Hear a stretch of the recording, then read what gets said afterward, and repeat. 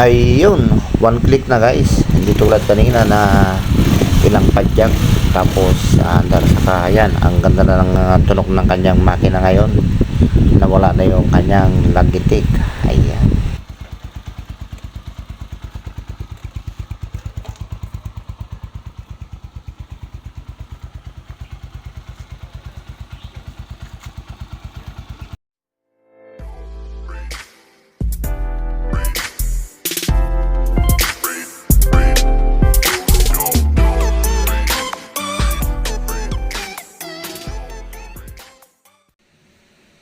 Ayan guys, magandang umaga sa lahat. Meron tayong gagawin ngayon. Yung ating kabarkada, dinala yung kanyang motor dahil hard starting, saka maingay yung makina niya. I-tune up natin, tapos lilinisan na din natin yung kanyang carburetor para ayun, para naman hindi mahirapan yung ating kabarkada na paandarin yung kanyang motor. At sumisinok-sinok daw pag yung ano na siya, arangkada. Ayan, tingnan natin guys kung ano yung magagawa natin sa kanyang TMX 125 Alpha. Ayan guys, bago na natin baklasin, paandarin muna natin kung pakinggan natin yung kanyang tunog kung maingay. Ayan, hard starting guys.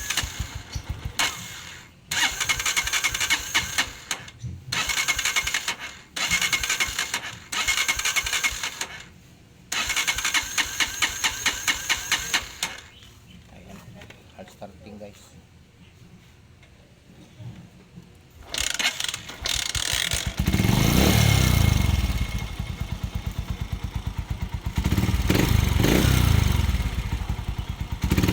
Ayun guys, bukod sa hard starting, malakas yung lapitin ng kanyang valve. Ayan, i-tune up natin para sigurado yan hard starting, mano yung kanyang valve na natin, yung valve clearance masyadong maluwag, kaya bubuksan natin. Ito na yung unit guys. Ayan, TMX 125 Alpha. Ayan, babaklasin muna natin yung kanyang cylinder head saka yung kanyang carburetor. Ayan. Ayan, una tanggalin muna natin tong kanyang spark plug. Ayan, tignan natin. Ayan, okay naman yung kanyang spark plug guys. Ayan, tuyong tuyo, kaya lang medyo ayan, masyadong malapit yung kanyang spark plug. Ayan, sobrang pinitpit. Isa rin to kaya medyo namamalya yung kanyang makina. Ayan, baklasin muna natin yung kanyang carburetor guys.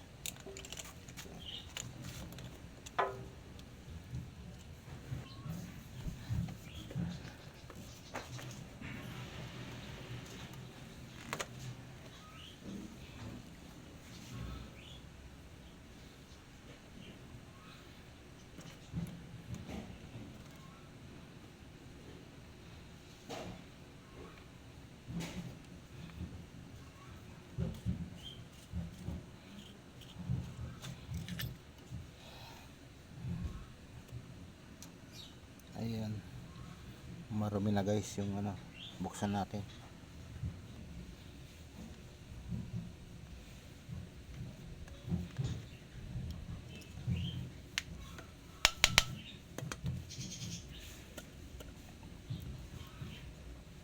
Sobra-sobra yung gas niya. Ayan, linisan natin guys at marumi. Ayan, ibalik natin yung kanyang gasolina. Ayun guys, kung napapansin nyo, ayan, may tubig yung kanyang carburetor guys. Ayan, kulay puti. Ayan, ito na yung nilinisan natin. Ayan, linis na. Ayan, sauli na natin itong kanyang takip.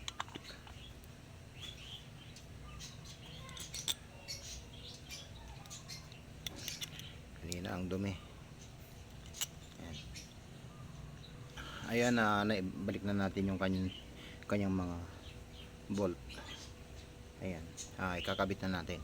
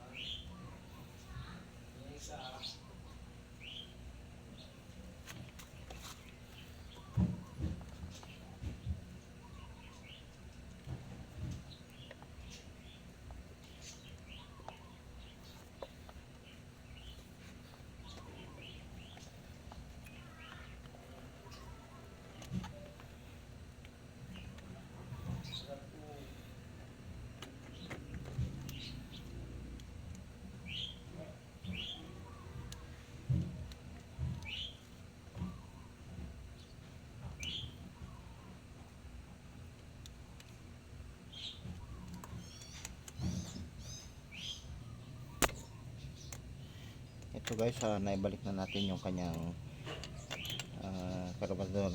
Ito, pitan na lang natin.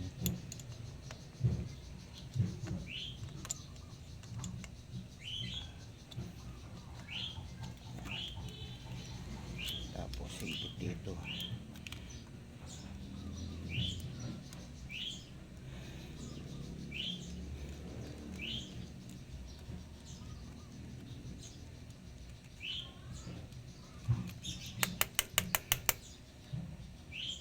Ayan, naikabit na natin yung kanyang carburetor. Isunod natin yung kanyang cylinder head cover. Ayan, mabaklasin natin to.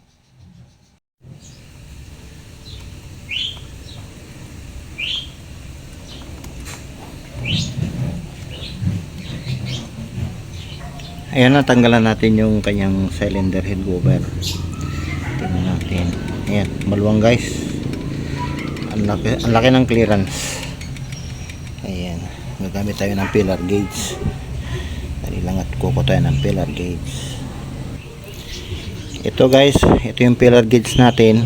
Ito yung ginagamit natin, yung 0.05 yung ginagamit natin. Ayan, ayan, i-try natin dito. Ayan, luwang guys. Ayan, ayan, i-adjust natin. Masyadong ayan, gawin natin. Ayan, luwagan natin parehas tong kanyang ayan, luwag dito, luwag din dito sa kanyang intake. Ayan,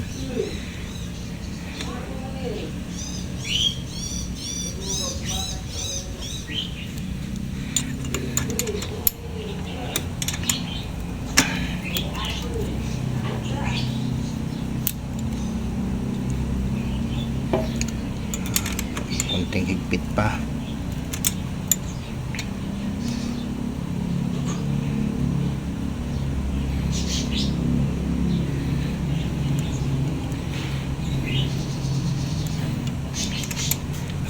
Tapos higpit na natin.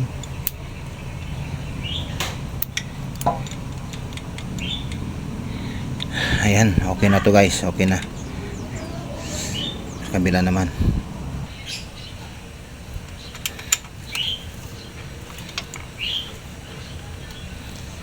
Ayan, okay na guys yung tune up natin. Ayan, ibabalik na natin yung kanyang cover, saka testingin natin kung madali ng panda rin.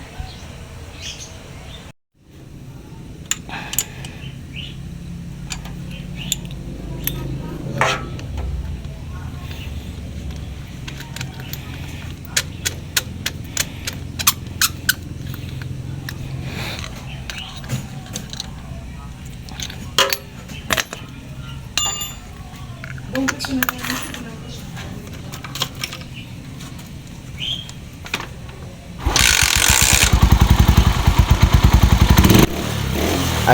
one click guys. At saka maganda na yung kanyang tunog ngayon. Hindi tulad kanina na kumakalansing yung kanyang head. Ayan, saka isang padjak lang. Ayan, andar kagad. Ayan guys. Okay na yung ginawa natin. Ayan guys, hanggang dito na lang ang ating content ngayon. At kung nagustuhan mo ang video na to, huwag kalimutang pinutin ang notification bell para updated ka sa mga susunod ko pang mga video. Maraming salamat guys.